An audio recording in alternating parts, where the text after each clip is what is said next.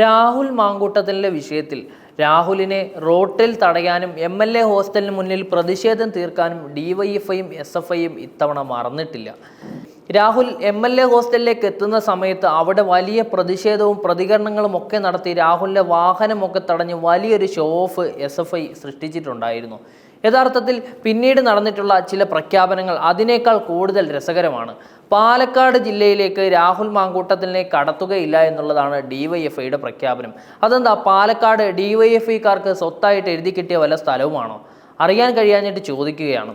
കാരണം കേരളത്തിൻ്റെ രാഷ്ട്രീയ ചരിത്രത്തിൽ ഇത്തരത്തിലുള്ള പീഡന ആരോപണങ്ങൾ നേരിട്ടിട്ടുള്ള ആദ്യ MLA ഒന്നുമല്ല രാഹുൽ മാങ്കൂട്ടത്തിൽ. സ്വന്തം ഭരണപക്ഷത്തിരിക്കുന്ന നിരവധി MLAമാരും ഈ രീതിയിൽ ലൈംഗിക ആരോപണങ്ങൾ നേരിട്ട് അതിൽ കേസ് വരെ നടത്തുന്ന MLAമാരുണ്ട്. എന്തേ അവരെയൊന്നും റോട്ടിൽ തടയാൻ DYFIക്കാർക്കും SFIക്കാർക്കും സമയം കിട്ടിയില്ലേ? അതല്ലെങ്കിൽ രാഹുലിനോട് മാത്രം എന്തെങ്കിലും പ്രത്യേകമായിട്ടുള്ള മനോഭാവം വെച്ചു പുലർത്തിയിട്ടാണോ ഈ കൂട്ടർ റോഡിൽ തടയാൻ വേണ്ടി ഇരിക്കുന്നത്? അറിയാൻ കഴിയാഞ്ഞിട്ട് ചോദിക്കുന്നതാണ് കേട്ടോ.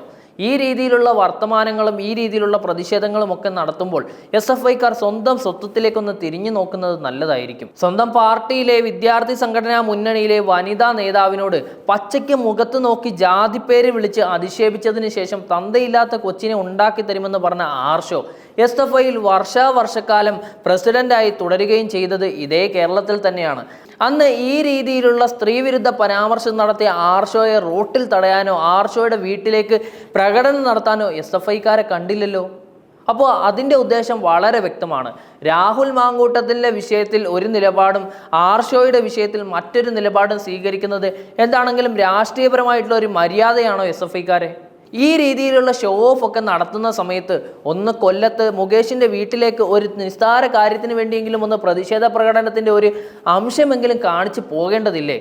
കാരണം മുകേഷിനെതിരെ കേസ് നടത്തി ഇപ്പോൾ ആ കേസ് ഹൈക്കോടതിയുടെ മുന്നിൽ നിൽക്കുകയാണ്.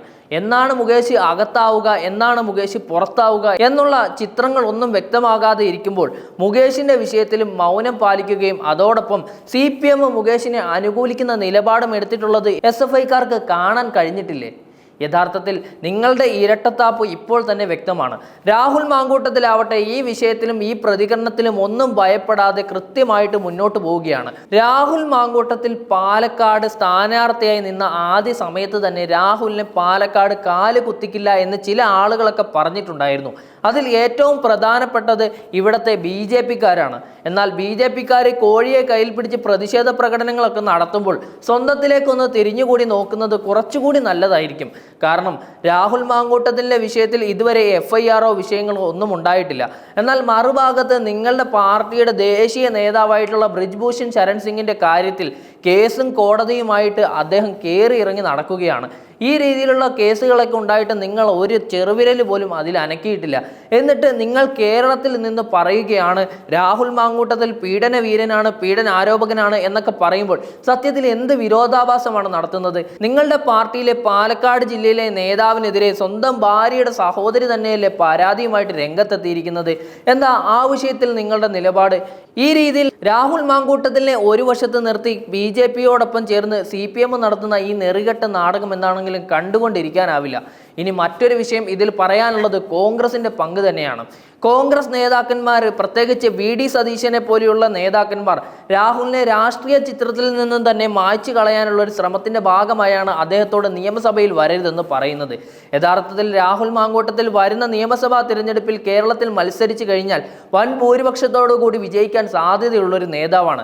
ഈ രീതിയിൽ രാഹുൽ മാങ്കൂട്ടത്തിൽ അടുത്ത തവണ മത്സരിച്ച് വിജയിച്ചു വരുന്ന സമയത്ത് UDF ആണ് അധികാരത്തിലെത്തുന്നതെങ്കിൽ നിർണായകമായിട്ടുള്ള മന്ത്രിസ്ഥാനം എന്താണെങ്കിലും രാഹുലിന് ലഭിക്കാതിരിക്കുകയില്ല. ആ സമയത്ത് തൻ്റെ കൂടെയുള്ള നേതാക്കന്മാർക്ക് അധികാരം കിട്ടണമെങ്കിലും മന്ത്രിസ്ഥാനം കിട്ടണമെങ്കിലും രാഹുൽ മാങ്കൂട്ടത്തിനെ പോലെയുള്ള യുവ നേതാക്കൾ സഭയിൽ ഇല്ലാതിരിക്കുക എന്നുള്ളതാണ് പ്രധാനം.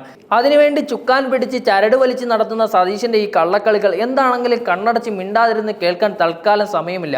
ഈ രീതിയിൽ രാഷ്ട്രീയ ത്രികോണ മത്സരങ്ങൾ നടക്കുന്ന സമയത്ത് വ്യത്യസ്തമായിട്ടുള്ള നിലപാടുകൾ സ്വീകരിച്ച് ജനങ്ങളുടെ മുൻപിലേക്ക് നടന്നു വന്നുകൊണ്ട് ജനങ്ങളുടെ പ്രശ്നങ്ങളെ തുറന്നു കാണിച്ച് സമൂഹത്തിന് മുൻപിലേക്ക് നടന്നു വന്നിട്ടുള്ള രാഹുൽ മാങ്കൂട്ടത്തിനെ ഒറ്റപ്പെടുത്താനുള്ള ഈ ശ്രമം എന്താണെങ്കിലും കണ്ടുകൊണ്ടിരിക്കേണ്ടതില്ല.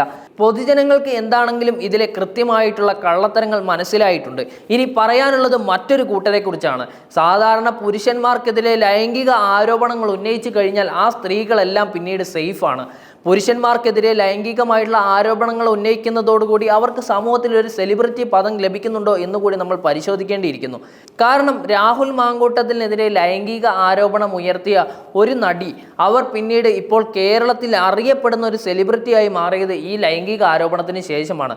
മാത്രമല്ല ഈ കേസിൽ രാഹുൽ മാങ്കൂട്ടത്തിനെതിരെ മൊഴി നൽകാൻ ഈ പറയുന്ന നടിയോ അതല്ല എങ്കിൽ മറ്റ് ആരോപണങ്ങൾ ഉന്നയിച്ച സ്ത്രീകളോ തയ്യാറായിട്ടില്ല. അപ്പോൾ ഒരു ഉണ്ടയില്ലാ വെടിയുമായിട്ട് ഒരു യുവ നേതാവിനെതിരെ വരുമ്പോൾ അത് യഥാർത്ഥത്തിൽ അയാളെ രാഷ്ട്രീയപരമായി തകർക്കാനുള്ള ഉദ്ദേശത്തിന്റെ ഭാഗം മാത്രമല്ലേ? രാഹുൽ മാങ്കൂട്ടത്തിലും മനുഷ്യനാണ്, അയാൾക്കും ജീവിക്കാനുള്ള അവകാശമുണ്ട്. അല്ലാതെ ചില ആരോപണങ്ങൾ മാത്രം ഉന്നയിച്ച് FIR-ഓ കേസോ ആയിട്ട് മുന്നോട്ട് പോകാതിരിക്കുകയും സമൂഹത്തിന് മുന്നിൽ നിന്ന് നിരന്തരം രാഹുലിനെതിരെ ചീത്ത വിളിക്കുകയും കല്ലെറിയുകയും ചെയ്യുന്ന അതിജീവിതമാരുടെ കാലത്ത് എന്താണെങ്കിലും രാഹുലിനെ ഒറ്റപ്പെടുത്താൻ ഉദ്ദേശിക്കുന്നില്ല.